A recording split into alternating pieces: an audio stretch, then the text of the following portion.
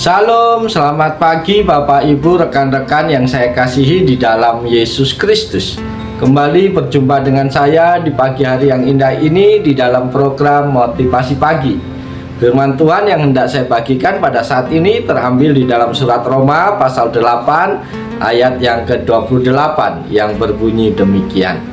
Kita tahu sekarang bahwa Allah turut bekerja dalam segala sesuatu untuk mendatangkan kebaikan bagi mereka yang mengasihi Dia, yaitu bagi mereka yang terpanggil sesuai dengan rencana Allah. Amin. Saudara-saudara terkasih di dalam Yesus Kristus, tema firman Tuhan pada pagi hari ini adalah mengapa Allah izinkan masalah terjadi dalam kehidupan kita. Bapak Ibu yang dikasihi Tuhan, masalah-masalah yang kita hadapi bisa membuat kita jatuh, bisa juga membuat kita semakin bertumbuh, tergantung dari mana atau bagaimana cara kita menanggapinya. Pertanyaan pagi hari ini, mengapa Tuhan mengizinkan masalah terjadi dalam kehidupan kita? Mari lewat bagian firman Tuhan ini kita pelajari maksud Tuhan mengizinkan masalah dalam hidup ini untuk menjadi kebaikan bagi kita. Maksud dan tujuan Tuhan mengizinkan masalah terjadi dalam hidup kita, yang pertama adalah untuk membangun iman kita. Ada kalanya masalah yang kita hadapi Tuhan izinkan untuk membangun iman kita kepadanya dan menyadarkan kita bahwa kita tidak bisa hidup tanpa Tuhan. Masalah bisa terjadi suatu cara yang Tuhan pakai untuk merubah pilihan kita. Saat kita merasa diri kuat, Tuhan tidak dapat berkarya dalam diri kita. Ada sebuah kisah nyata, yaitu seorang bernama Dwi Krismawan yang diselamatkan Tuhan dari kecelakaan pesawat saat berlatih. Dwi Krismawan lahir di Malang. Di tengah-tengah usahanya mencapai impian untuk menjadi pilot, pada tanggal 28 Januari 1997 ia mengalami kecelakaan. Pesawat yang ditumpanginya crash, hancur dan terbakar, membakar 50% tubuhnya. Impian menjadi pilot musnah. Dalam keadaan terpuruk, dia berusaha menggapai kembali impian dari menjadi peternak ayam, tenaga marketing, sampai menjadi karyawan dijalaninya. Kini kisah hidupnya sudah diangkat menjadi film dengan judul Bawa Aku Terbang, menjadi inspirasi bagi banyak orang. Impiannya untuk menjadi seorang pilot tercapai sudah. Sebagai seorang motivator, speaker, dia bisa membawa banyak orang yang putus asa dan hilang pengharapan menjadi orang yang berpengharapan. Dia menjadi pilot motivasi. Tujuan yang kedua Tuhan mengizinkan masalah terjadi dalam hidup kita adalah untuk menguji kita. Hidup itu bagaikan teh celup. Jika ingin tahu apa yang ada di dalamnya, celupkan saja ke dalam air panas. Kadang Tuhan ingin menguji kesetiaan kita melalui air panas masalah yang kita hadapi.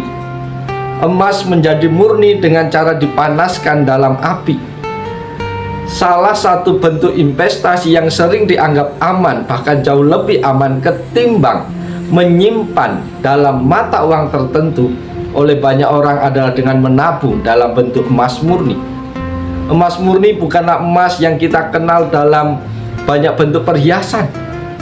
Perhiasan-perhiasan yang terbuat dari emas biasanya sudah dicampur dengan logam lainnya, sehingga strukturnya menjadi lebih keras. Emas yang murni sebenarnya adalah logam yang lembut, berkilat, berwarna kuning yang menarik, lentur sehingga mudah ditempa. Ada sebuah proses pemurnian emas yang dilakukan lewat proses pembakaran. Saudara-saudara terkasih, metodenya adalah dengan memberi panas pada emas hingga mencair.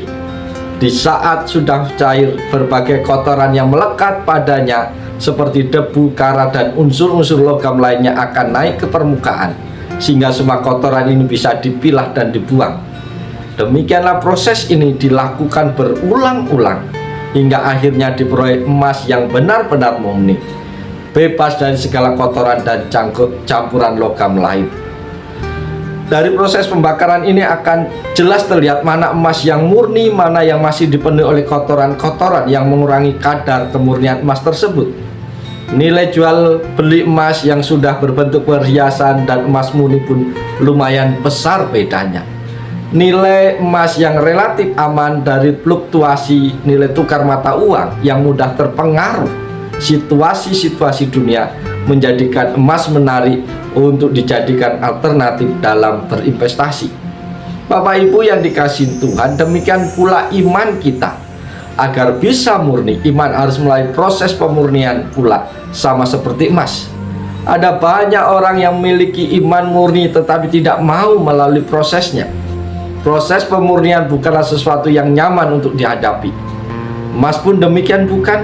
Emas harus mulai proses pembakaran dengan suhu yang sangat tinggi untuk dimurnikan. Ada kalanya Tuhan mengizinkan kita untuk masuk ke dalam pencobaan, bukan untuk menyiksa kita, namun untuk memurnikan iman kita. Seperti halnya emas diproses hingga menjadi murni, iman kita pun terkadang harus mulai proses pemurnian lewat pencobaan-pencobaan yang mungkin rasanya sangat menyakitkan, seperti dibakar. Seperti halnya emas yang dimasukkan ke dalam api hingga kelihatan murni dan tidaknya, iman kita pun akan kelihatan kemurniannya lewat berbagai tingkat kesulitan dan pencobaan yang kita lewati dalam perjalanan hidup ini. Tujuan yang ketiga Tuhan mengizinkan masalah terjadi dalam hidup kita adalah untuk mengoreksi kita. Ada kalanya kita menghargai sesuatu, teman, hubungan, kesehatan, saat kita sudah kehilangan semuanya. Mazmur 119 ayat 71 mengatakan bahwa aku tertindas itu baik bagiku, supaya aku belajar ketetapan. Tujuan Tuhan yang keempat, mengapa masalah terjadi dalam hidup kita adalah untuk melindungi kita, supaya terhindar dari bahaya yang lebih besar.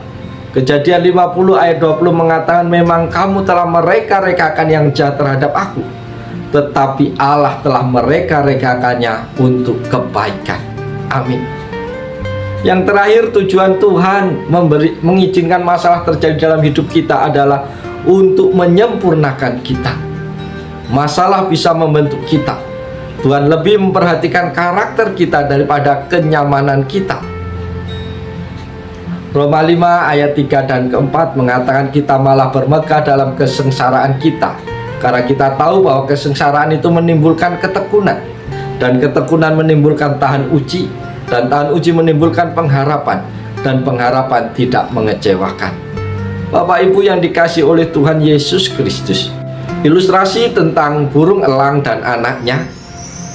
Hadiah terbesar yang dapat diberikan induk elang pada anak-anaknya bukanlah potongan-potongan makanan di pagi hari, bukan pula ramuan yang hangat di malam-malam yang dingin.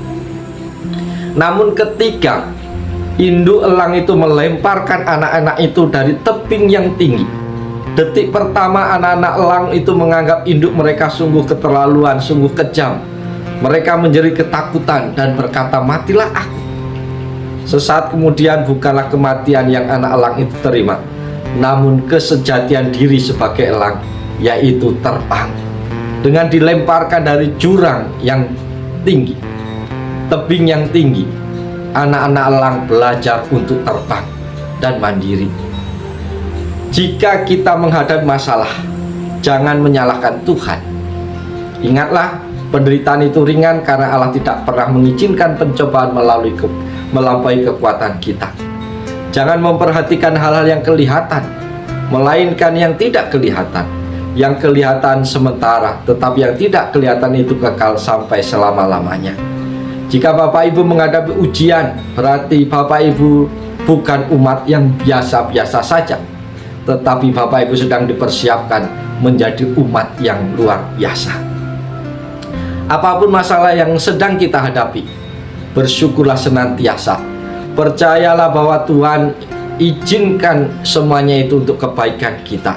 Bersandarlah kepada Tuhan, maka Dia akan berikan kekuatan di tengah segala pergumulan, tantangan, kesulitan yang Tuhan izinkan di dalam kehidupan kita.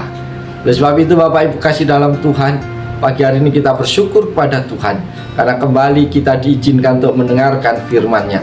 Dan biarlah firman Tuhan menjadi pedoman, pegangan kita untuk melangkah di sepanjang hari ini, sehingga apapun tantangan pergumulan yang kita hadapi hari ini, kita bisa menerima, kita bisa melihat bagaimana Tuhan akan berkarya di dalam setiap permasalahan-permasalahan tersebut, sehingga kita menjadi pribadi-pribadi yang kuat, yang berkarakter kuat, sehingga hidup kita tidak diombang-ambingkan oleh berbagai macam pencobaan. Oleh sebab itu, selamat pagi, selamat berjuang. Ingat, Tuhan Yesus ada bersama dengan Bapak Ibu, siap menolong, siap memberkati Bapak Ibu sepanjang hari ini. Haleluya, amin.